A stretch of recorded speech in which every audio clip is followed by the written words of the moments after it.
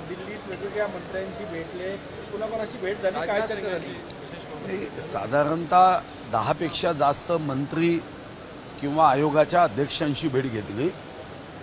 चंद्रपूर जिल्ह्यातील अनेक प्रश्नाच्या बाबतीत चर्चा केली आणि साधारणतः सर्वांनीच सकारात्मक रीतीने आमच्या मागण्यांना समर्थन दिलं. मागण्या पूर्ण करण्याच्या दृष्टीने त्यांनी सकारात्मकता दर्शवली. सन्माननीय देशाचे रक्षामंत्री माननीय राजनाथ सिंग साहेबांची भेट घेतली. चंद्रपूरमध्ये देशातलं सर्वोत्तम सैनिक शाळेचं बांधकाम हे मी अर्थमंत्री असताना केलं होतं. त्याच्या विस्ताराच्या संदर्भात आर्मी म्युझियमच्या संदर्भात त्यांच्याशी चर्चा केली. श्री जितेंद्र सिंग यांच्याकडे सायन्स अँड टेक्नॉलॉजी विभाग आहे. बांबूच्या संदर्भातल्या रिसर्चच्या कामासाठी त्यांच्या विभागातून 10 कोटी रुपयाची मागणी केली आणि साधारणतः आज उद्या त्यांचे सायंटिस्ट आणि आमचे सायंटिस्ट हे एकमेकाशी फोनवर चर्चा करतील. प्रस्तावाचं सादरीकरण प्रेझेंटेशन होईल आणि त्यानंतर मग त्या निधीच्या उपलब्धतेच्या बाबतीमध्ये निर्णय केला जाईल. राष्ट्रीय महिला आयोगाच्या अध्यक्षा विजयाताई राहटकर यांनी सुद्धा चंद्रपूर जिल्ह्यामध्ये येऊन महिलांच्या विविध प्रश्नावर त्या ठिकाणी महिला आयोग जिल्ह्यातील महिलांच्या प्रश्नाबद्दल मदत करण्याचं त्यांनी सूतोवाच केलं आहे. ओबीसी आयोगाच्या अध्यक्षा त्यांनीही साधारणतः WCL मध्ये असणाऱ्या शेतकऱ्यांच्या जमिनी गेल्यावर त्यांना नोकरी किंवा तत्सम ज्या फायद्याचा त्यांचा अधिकार आहे ते दिला जात नाही आणि म्हणून साध्वी निरंजना मॅडमनीही येण्याचं त्या ठिकाणी कबूल केलं. चेंबर ऑफ इंडस्ट्रीज जे गव्हर्नमेंट ऑफ इंडिया वित्त विभागाने ज्यांना काम दिलं MSMEच्या बाबतीमध्ये त्यांनीही चंद्रपूर जिल्ह्यामध्ये येण्याचं कबूल केलं आहे आणि साधारणतः चंद्रपूरमध्ये आम्ही प्रयत्न करतोय उद्योग योद्धा निर्माण करण्याचा. आत्मनिर्भर भारताच्या संदर्भामध्ये चंद्रपूर जिल्ह्यातील तरुण तरुणींनी स्वतःच्या उद्योगाच्या माध्यमातून आत्मनिर्भर व्हावं, MSMEच्या योजना या त्यांच्यापर्यंत पोहोचवाव्या या दृष्टीनेही त्यांच्याशीही चर्चा झाली. माननीय नितीन गडकरींजींसोबत चंद्रपूरमध्ये आता एक रिंग रोड करण्याचा विषय मी विधानसभेत मांडला होता.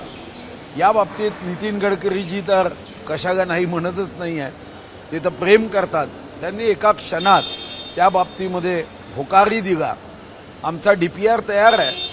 या DPRमध्ये पूर्ण रिंग रोड होण्यासाठी थोड्याशा भागामध्ये वनविभागाच्या अडचणी आहे, पण त्यामध्येही एलिव्हेटेड रोड करता येईल का याची तपासणी करून आमचा रिंग रोड सुद्धा पूर्ण होईल.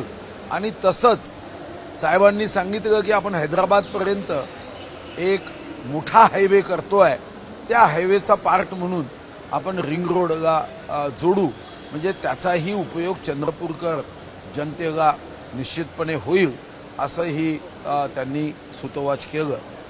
साधारणतः एक गोष्ट लक्षात आली, मी दिल्ली फारसा जात नाही, पण दिल्ली गेल्यानंतर जिल्ह्याच्या विकासाला मोठा उपयोग होऊ शकेल आणि म्हणून साधारणतः दिल्लीमध्ये जाऊन आपल्या मतदारसंघाच्या विकासाला जास्तीत जास्त पैसे उपलब्ध व्हावे या दृष्टीने काम करण्याचा निर्णय केला.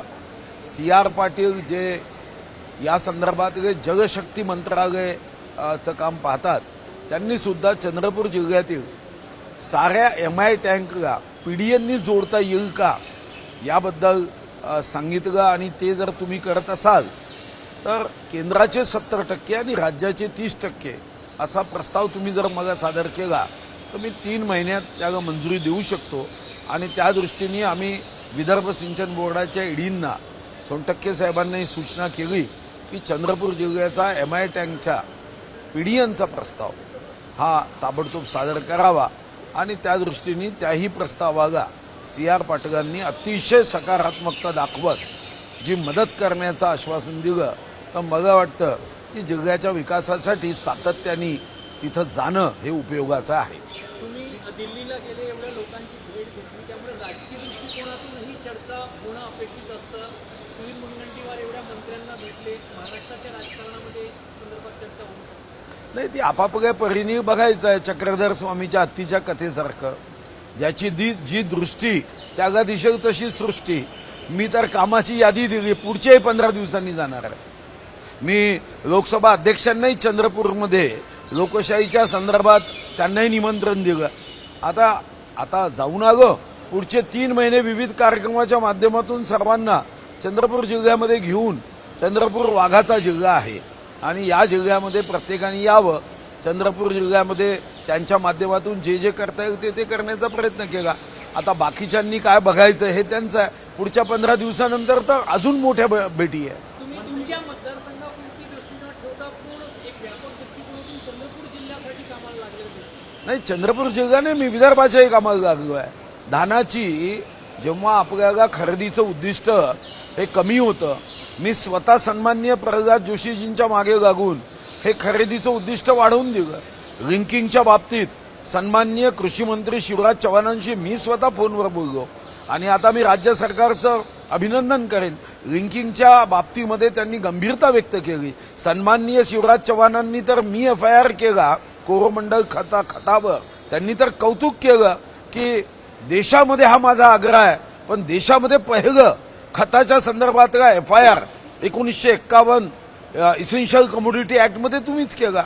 मला व्यक्तिगत रीतीने वाटतं की विदर्भ असेल, बांबूच्या संदर्भातले विषय असेल, हे आमचं कर्तव्य आहे. जोपर्यंत लोकांनी निवडून दिलाय तोपर्यंत नव्हे, त्यानंतरही लोकांचे प्रश्न सोडवण्यासाठी पूर्ण शक्तीने काम करणं हे आमची जबाबदारी. मंत्रिपद मिळावं जिल्ह्याला, या संदर्भात मागणी होत आहे. तुमच्या जिल्ह्याला मंत्रिपद मिळालेलं नाही. काय संबंध त्याचा?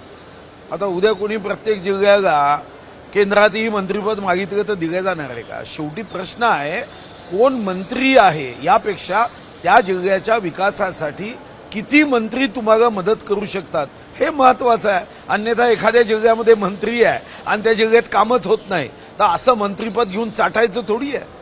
भाऊ, विधान परिषद निवडणुकीमध्ये काँग्रेसची नामुष्की उडवली, 3 मतदारसंघात माघार घेतलेली आहे. अमरावतीचा उमेदवार जो नाराज आहे यावरून हायकमांडनं दखल घेतलेली आहे आणि जे वरिष्ठ नेते आहेत त्यांनी उमेदवारी दिली, त्यांना विचारणा केली जाईल या सगळ्या बाबतीत. असं एखादं जीर्ण वस्त्र फाटलं म्हणून शिवण्याचा प्रयत्न केला तर तिथं त्या जीर्ण वस्त्राला आपण शिवण्याचा प्रयत्न केला तर ते दुसरीकडे फाटतं. बस. आता काँग्रेसचं कामही तशाच पद्धतीने झालं आहे. जोपर्यंत काँग्रेस साधं सुधं विश्लेषण करेल तोपर्यंत त्यांचे अच्छे दिन कधीही येऊ शकत नाही. ज्या पद्धतीचं त्यांचं राजकारण चालू आहे त्या राजकारणामध्ये सामान्य माणूस कुठेही त्यांच्या राजकारणाच्या चर्चेचा विषय दिसत नाही.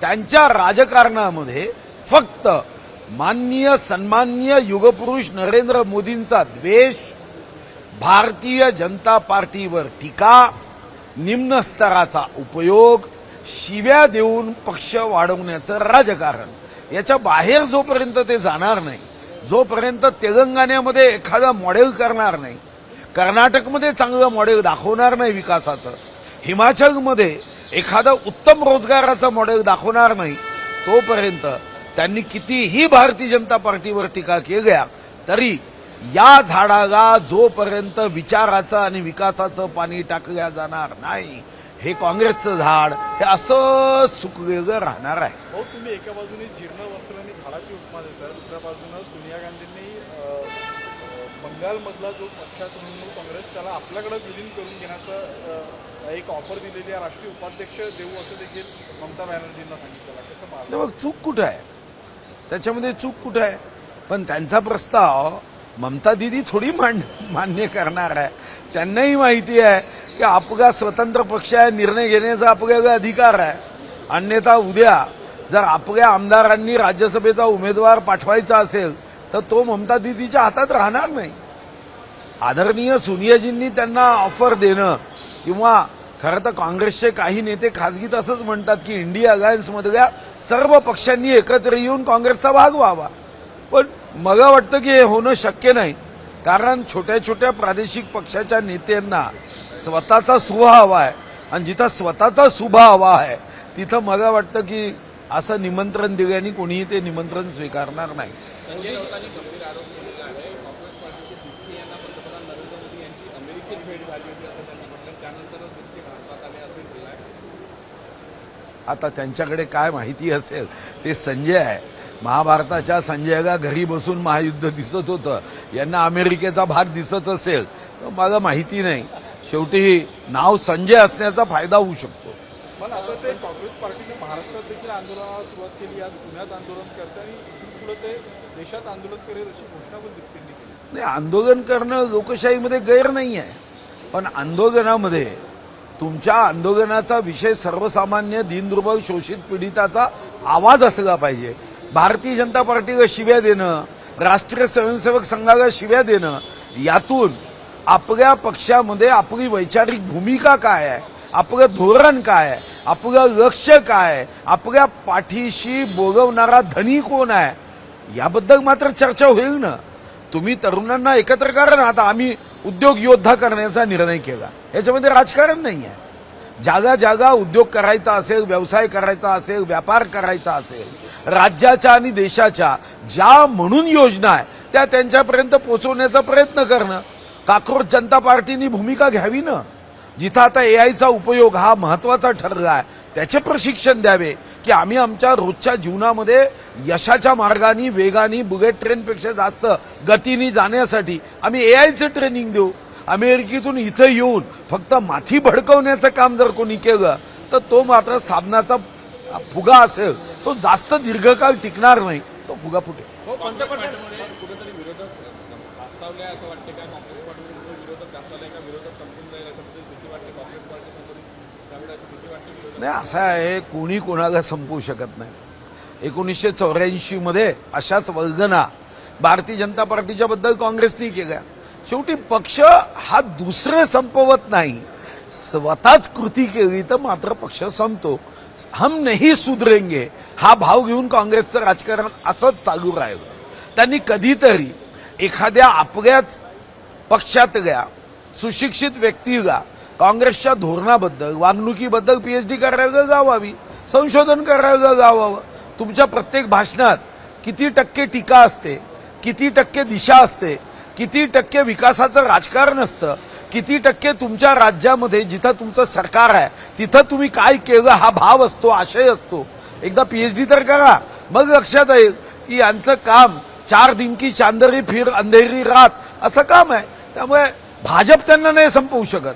काँग्रेस संपायची असेल तर स्वतःच संपावं लागतं. पंतप्रधान नरेंद्र मोदी सर्वाधिक कार्यकाळ भोगणारे पंतप्रधान ठरले. मात्र शरद पवार यांनी सांगितले की नेहरूची तुलना जे त्यांची होऊ शकत नाही, त्यांनी आधुनिक भारताची निर्मिती केली आणि दिवसमधून मोदीची आणि नेहरूची तुलना होऊ शकत नाही. नाही, पण असं मोदीजी सुद्धा कुठं म्हणताय की पंडित नेहरूंशी माझी तुलना करा. पंडित नेहरूंच्या कालावधीमध्ये प्रश्न आणि आजच्या कालावधीमध्ये प्रश्न, याच्यामध्ये जमीन आसमानाचा फरक आहे. तेव्हा आम्हाला धान्य सुद्धा इम्पोर्ट करावं लागायचं. म्हणजे पेट्रोल किंवा डिफेन्स साधन आपल्याला इम्पोर्ट करायचे नाही तर धान्य इम्पोर्ट करावं लागायचं. आपल्याला माहिती आहे की काही प्रश्न काँग्रेसच्या राजवटीमध्ये मिगो आपण आयात केला. मिगो हे काँग्रेस गवत जे दिसतंय ना, जे आपल्याला काढायचं आहे, तर ते काँग्रेस गवत याचं बीज सुद्धा तिथूनच आलं. आणि म्हणून त्यांच्या वेळचे प्रश्न आणि माननीय मोदीजींच्या वेळचे प्रश्न, तेव्हाची इकॉनॉमी, आजची इकॉनॉमी. पहिलं बजेट जेव्हा मांडलं गेलं, षण्मुखन नावाचे अर्थमंत्री होते, ते देशाचं बजेट 197 कोटीचं होतं. आज आमचं 56 लक्ष कोटीचं बजेट आहे. तेव्हाचे हायवे, आजचे हायवे, तेव्हा आम्हाला युद्ध साहित्यामध्ये आम्ही किती मागे होतो. त्यामुळे त्यांची तुलना करण्याचं कारणच नाही आहे, दूरपर्यंत कारण नाही आहे. त्यांनी इन्स्टिट्यूट तयार केलं याबद्दल वाद कुठं आहे. पण आज माननीय मोदीजींनी एक एम्स काँग्रेसच्या राजवटीत होतं, आज 22 एम्स आहे. तर हा फरक लोकसंख्येच्या वाढीनुसार माननीय मोदीजींनी केला. माननीय मोदीजींच्या नेतृत्वामध्ये माननीय गडकरीजी, मी जेव्हा महाराष्ट्राचा विचार करतो, 1 मे 1960 पासून आपण 31 ऑक्टोबर 2014 पर्यंतचा विचार केला तर महाराष्ट्रामध्ये 4900 किलोमीटर नॅशनल हायवे होते. आज त्याच्यामध्ये 10 वर्षात 18,000 किलोमीटर नॅशनल हायवे वाढले. मग असा कुठं आपला एकमेकाशी तुलना होऊ शकते? उद्या कोणी म्हणायचं की तेवढ्या 54 वर्षात 4,900 आणि आता 18,000 10 वर्षात. मला वाटतं की तुलना करण्याचा प्रश्न नाही, फक्त एवढाच भाव आमच्या देशामध्ये लोकांमध्ये आणायचा आहे, मतदारांमध्ये आणायचा आहे की हम सब एक है. आम्ही सर्वांनी मिळून देशाच्या प्रगतीमध्ये भारत माता की जय म्हणताना आपापल्या परीने योगदान देत कृती करावी, हाच त्याच्यातला भाव आहे. ऑपरेशन टायगर फसला अशी अशी माहिती पुढे येत आहे. ऑपरेशन टायगर एकनाथ शिंदे यांच्या शिवसेनेच्या वतीने केलं जात होतं, पण 9 पैकी 7 खासदार आपल्याकडे वळवण्यात आल्याने यश आलं नाही. त्यातल्या राजकीय वर्तुळात उठल्या आहे. माझा वाघाचा थोडाफार चांगला अभ्यास आहे, टायगरचा. 112 टायगर होते, मी 600 पर्यंत पोहोचवले. आणि ऑपरेशन टायगर जेव्हा केव्हा होते तेव्हा ते कधीच असफल राहत नाही. टायगर जेव्हा शिकार करायला जातो तेव्हा कदाचित पहिल्या झटक्यामध्ये त्याचा पंजा लागत नाही, पण दुसऱ्या झटक्यामध्ये तो शिकार करण्यामध्ये यशस्वीच होतो. जर टायगर यशस्वी होत असेल तर ऑपरेशन टायगर सुद्धा योग्य क्षणी यशस्वी झाल्याशिवाय राहणार नाही. आणि सन्माननीय एकनाथ शिंदेजी हे तर अचूक नेम घेणाऱ्या नेत्यांपैकी एक आहे. त्यांचा अचूक नेम लागेल याबद्दल विश्वास माझ्या मनामध्ये निश्चित आहे.